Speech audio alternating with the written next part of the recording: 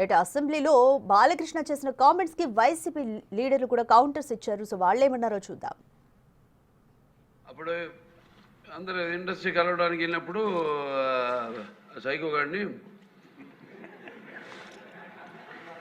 చిరంజీవి గారు గట్టిగా అడిగితే అప్పుడు ఈయన వచ్చాడంది అబద్ధం. గట్టిగా ఎవడు అడగలేదు. అక్కడ జేబుల్లో చేతులు పెట్టుకుని మాట్లాడే విధానం, ఆ హై హ్యాండెడ్నెస్ అసలు ఏంటి అని అసలు అర్థం కావట్లే. ప్రజలకు మీరు ఏం సమాధానం చెప్దాం అనుకుంటున్నారు? అంటే ఈ తరహాలో అసెంబ్లీ సమావేశాలు జరుగుతూ ఉన్నాయి. మీకు ఏదన్నా ఉంటే మీ అల్లుడికో మీ బావకో మీరు కంప్లైంట్ చేసుకోండి, అంతేగాని 9వ పేరు వేసారు నా పేరు అది మీకు అసెంబ్లీలో చెప్పాలా? ఏదన్నా ఉంటే మీరు మీ పార్టీ మీటింగుల్లోనో లేకపోతే మీ దాంట్లోనో పెట్టుకోండి. అంటే మీ స్థాయి ఏంటనేది మీ జనసేన వాళ్ళు చూపించారు 9వ పేరు వేసి.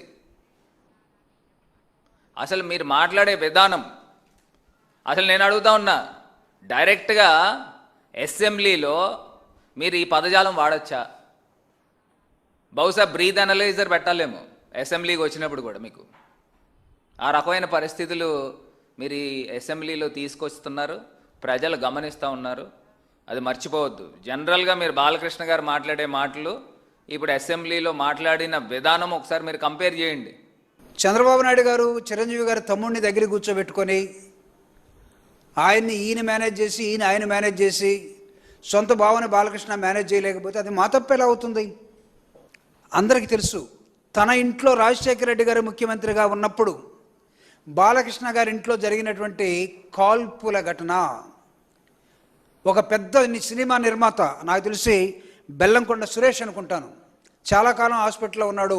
బాలకృష్ణ షూట్ చేస్తే పాపం ప్రాణాపాయం నుంచి బయటకు వచ్చాడు. సొంత జ్యోతిష్కుడు సత్యనారాయణ గారు అనుకుంటాను, ఆయన పరిస్థితి కూడా అదే. వీళ్ళిద్దరితో పాటు ఒక సెక్యూరిటీ గార్డ్, నేపాల్ గార్డ్ అనుకుంటాను, అతను చనిపోయాడు.